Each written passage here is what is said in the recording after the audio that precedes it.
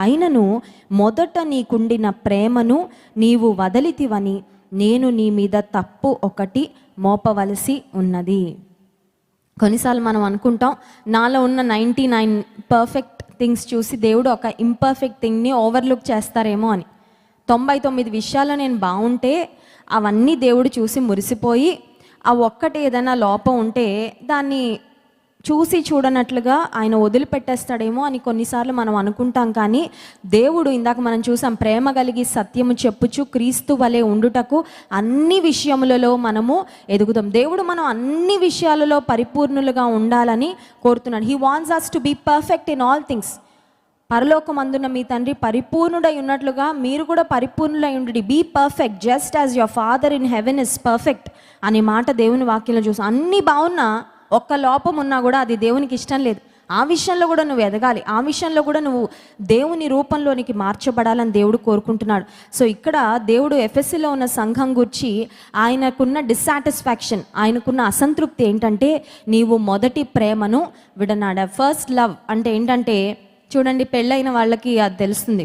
ఒక ఫస్ట్ 1 ఇయర్లో ఉండే ప్రేమ అది వేరే లెవెల్లో ఉంటుంది. ఆ సెకండ్ ఇయర్ నుంచి మళ్ళీ అది ఇంకో వేరే లెవెల్కి దిగిపోతూ ఉంటుంది కదండి. సో మొదటి సంవత్సరంలో అమ్మాయికి వాళ్ళ అమ్మోళ్ళు గుర్తురారు, వాళ్ళ సిబ్లింగ్స్ గుర్తురారు, స్నేహితులు గుర్తురారు, ఎవరు గుర్తురారు. ఇంకా నా భర్తే ప్రపంచం అనుకుంటుంది. ఇక ఫోన్లు ఎత్తదు, ఎవరి ఫోన్లు ఎత్తదు, ఎవరిని పట్టించుకోదు. ఇక ఆవిడ ప్రపంచం అంతా తన భర్త చుట్టే తిరుగుతూ ఉంటుంది.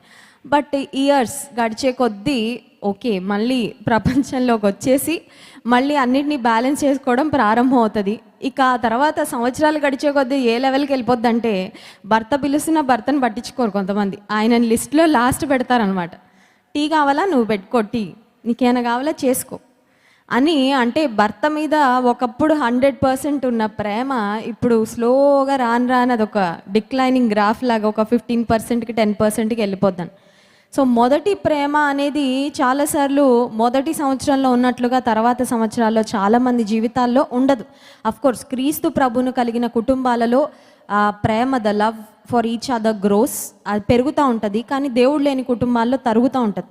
ఇక్కడ కూడా ఎఫెసీ సంఘాన్ని గురించి దేవుడు చెప్పిన మాట ఏంటంటే, నీవు మొదటి ప్రేమను వదిలితివి, నేను నీ మీద తప్పు ఒకటి మోపవలసి ఉన్నది. మొదటి ప్రేమ, దేవుని మీద మొదటి ప్రేమ అంటే ఏంటి? నువ్వు రక్షణ పొందిన తొలి దినాల్లో నీకు దేవుని పట్ల ఉన్న ఆసక్తి. రక్షణ పొందిన తొలి దినాల్లో మన పరిస్థితి ఎలా ఉంటుందంటే, కనబడిన వాళ్ళందరికీ సువార్త చెప్తూ ఉంటాం. సమయం దొరికినప్పుడల్లా మోకాళ్ళు వేసి ప్రార్థన చేస్తూ ఉంటాం. బైబిల్ చాలా ఎక్కువగా చదువుతూ ఉంటాం. ప్రతి ఒక్కరికి మన సాక్ష్యం చెప్తూ ఉంటాం. కొంతమందినైనా మందిరానికి నడిపించాలి అనే ఒక ఆసక్తి, ఒక తాపత్రయం మనలో ఉంటుంది. బట్ కొన్ని సంవత్సరాలు అయిన తర్వాత పరిస్థితి ఎలా అయిపోద్ది అంటే, నా భక్తి నేను కాపాడుకుంటే చాలా గొప్ప అనే పరిస్థితికి వెళ్ళిపోద్ది. మనం ఇంకెవరినో నడిపించడం కాదు, కానీ అమ్మో నేను ఒక్కదాన్ని దేవుళ్ళో ఉండడమే చాలా గ్రేట్, నా కుటుంబం ఒక్కటి రక్షణ పొందితేనే చాలా గొప్ప అన్నట్లుగా దేవుని పట్ల ఉన్న ప్రేమ, దేవుని పట్ల ఉన్న ఆసక్తి కొన్నిసార్లు తరిగిపోతూ ఉంటుంది. కానీ ఎఫెసీలో ఉన్న దేవుని సంఘానికి పరిశుద్ధాత్మ దేవుడు రాయించిన మాట ఏంటంటే, నీవు నీ మొదటి ప్రేమను వదిలితివి. రాత్రికాల సమయంలో కూడా దేవుడు మనల్ని అడుగుతున్నాడు ఏమనంటే, ప్రేమ యందు మనము వేరుపారాలి. We have to be rooted and grounded in God's love. మనం అడగాల్సింది ఏంటంటే, Lord I'm out of love, I have run out of love.